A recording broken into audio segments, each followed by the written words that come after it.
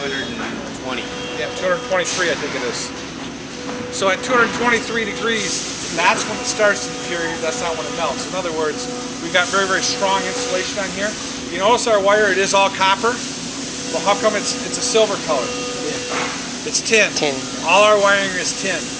And what tin means is we simply put zinc on it. You took an old penny and a new penny. 5-year-old penny doesn't have a sheen. The new penny has a sheen. That'll let the electricity flow through better. Another thing that we do is above water, we use what's called a mate and lock tube. And I have a problem with these all the time. Especially when I don't have my glasses on. There we go. Pulls apart. What it also does, it takes the tension off the seam. These crimps are calibrated. So by calibrating, if you crush copper too much, you lose conductivity. If you don't have enough, you don't have conductivity. So it's a calibrated clip. When you put it together, they only go together one way. So when they put the decks and the hulls together, everything locks up.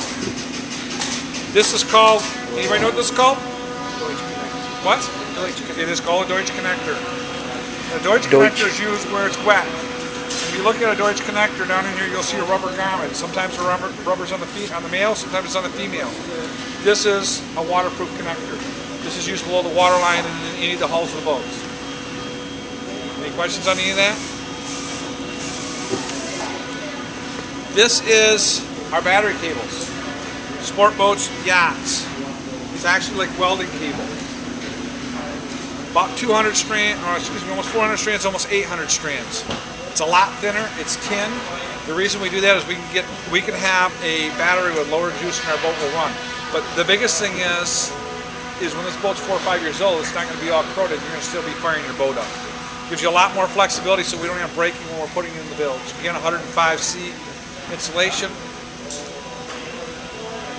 Anybody know? It's a heat shrink. So we heat shrink them. Do we need to? Not really with tin wire, but you know what? We can't tell every one of our customers, hey, you know, the competitors are saying we're not heat shrink. That's because we have tin wire, so it's heat shrunk. This is copper. This is also zinc. Okay? Any questions on any of that? I'll move you over here then.